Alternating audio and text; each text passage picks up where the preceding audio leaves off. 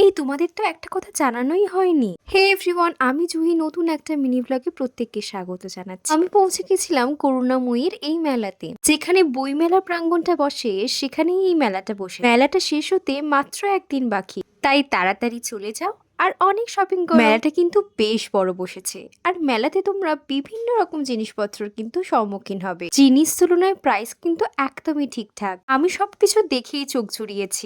মেলার বাইরেও কিন্তু বেশ কয়েকটা দোকান বসেছে। লাইটিং এর এই দোকানটা দেখেছো? এমন মনে হচ্ছে আমি যেন ট্রেড ফেয়ারে চলে এসেছি।